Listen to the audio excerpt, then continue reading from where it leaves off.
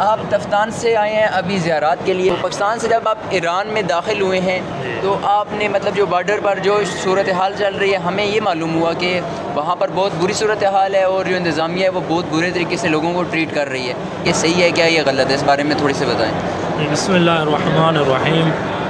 जी मोहतरम, जो क्योंकि मैं तफ्तान बॉर्डर से आया हूँ, मैं उसके हवाले से जानता हूँ कि सबसे पहली बात ये है कि वहाँ पर ज़ायरीन और तुलाब दोनों को जलील कर रहे हैं। जलील इस तरह कर रहे हैं कि जो तुलाब का जो सिस्टम है ना, वो एक फार्म देते हैं कि ये फार्म पुर करके आएँ। हम फार्म पुर करके तकरीबन आधा घंटा लग जाता है वो फार्म पुर करने के लिए। जब वो फार्म पुर करके आते हैं, हालांकि वो एक फार्म अपना भी देते हैं, उसके मुताबिक ही पुर करके आते हैं। जब हम वापस आते हैं, इनको दिखाते हैं तो कभी ये कहते हैं कि हमने आपको जो उन्होंने फार्म दिया हुआ था ना, कि जो उस पर ये सवालात हैं आप ना लिखें, फ़कत जवाबात लिखें। अगर कोई दोस्त वो सवालात और जवाबात दोनों लेकर आता है तो उस पर सवालात करते हैं कि आप जो है ना इस पर फ़कत सवालात ना लिखें, जवाबात लिखें। जो दोस्त फ़कत जवाब लेकर आता है तो फिर उस पर इतराज़ ये करते हैं कि आपने इसके ऊपर सवालात भी क्यों नहीं लिखे। तो दूसरी बात यह है कि अगर कोई दोस्त सवालात और जवाबात दोनों लेकर कर आए तो फिर उस पर ये इतराज़ करते हैं कि आपने फ़लाँ मकाम पर गलती की है, फ़लाँ मकाम पर गलती की है, आपके पास फ़लाँ चीज़ नहीं है।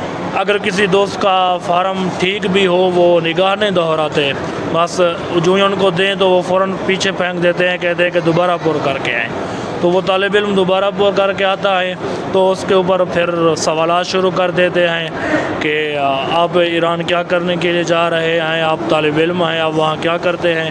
यानी हम जो है ना उससे मुकम्मल ही अपना डेटा देना पड़ता है, यानी जो कुछ भी हम यहाँ पर कर रहे होते हैं। अच्छा, मैंने एक बात सुनी है कि वो जो है वो कार्ड के फ़ोटो लेते हैं और फिर कार्ड का पासवर्ड मांगते हैं। आपसे भी उन्होंने मांगा या नहीं मांगा? जी जी बिल्कुल। वो जो फार्म देते हैं उस पर कार्ड नंबर भी लिखना पड़ता है, अपना सजा कोड भी लिखना पड़ता है और अपने कार्ड के जो कोड होते हैं वो भी लिखने पड़ते हैं और बाद में वो फ़ोटो भी लेते हैं।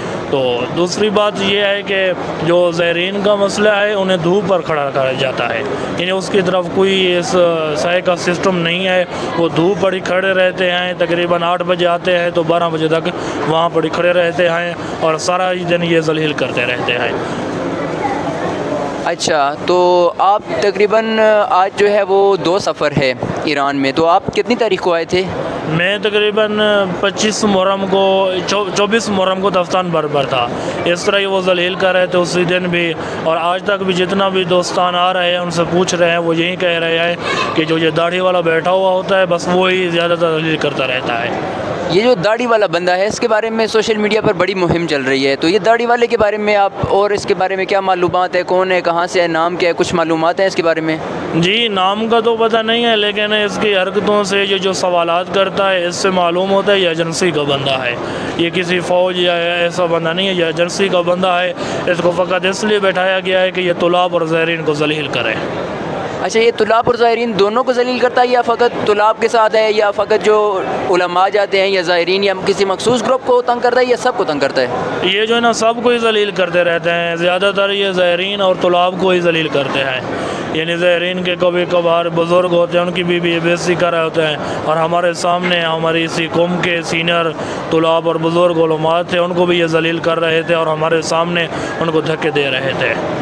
अच्छा, तो ये जो सूफ़ी साहब हैं ये किस जगह पर बैठते हैं? सिक्योरिटी वालों में से हैं, किसी कंप्यूटर वाली जगह पर बैठते हैं? कौन सी जगह पर बैठते हैं, कौन सी जगह पर बैठकर काम करते हैं? जी ये जो बिल्कुल मेन गेट है ना तफ्तान का, ये उसी पर बैठते हैं। ये ना सिक्योरिटी पर होते या नहीं, ये फ़कत अंदर बैठे हुए होते हैं।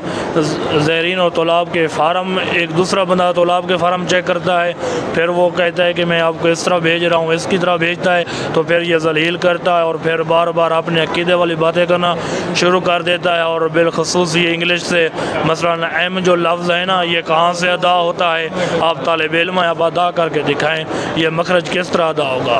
तो इस तरह आप कहते हैं भी ये अंग्रेज़ी का लफ्ज़ है, इससे हमारा वास्ता भी नहीं है, ये अरबी का तो नहीं है, तो फिर ये सवाल करता है आप तालिब इल्म नहीं हो, आप चोर हो, डकैत हो, फ़लाँ फ़लाँ ये इल्ज़ाम लगाना शुरू कर देता है। बहुत शुक्रिया आपका, सलामत रहें। बहुत शुक्रिया आपका, आपने हमें जो अपना कीमती वक्त दिया।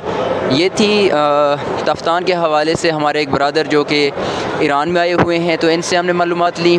तो तफ्तान के जो हालात हैं वो बहुत बुरे चल रहे हैं, और इस हवाले से और आप लोग मोमिनीन जो भी तफ्तान से सफ़र कर रहे हैं, सोशल मीडिया पर अपने अपने पैगामात छोड़ें कि तफ्तान पर क्या हो रहा है, और हकीकत से जो है वो हुकूमत को आगाह करें, इदारों को आगाह करें, ताकि वो ऐसी काली बेड़ों को जो इदारों के नाम पर दब्बा हैं इनको हटा दें। वस्सलाम वरहमतुल्लाहि वबरकातुहू।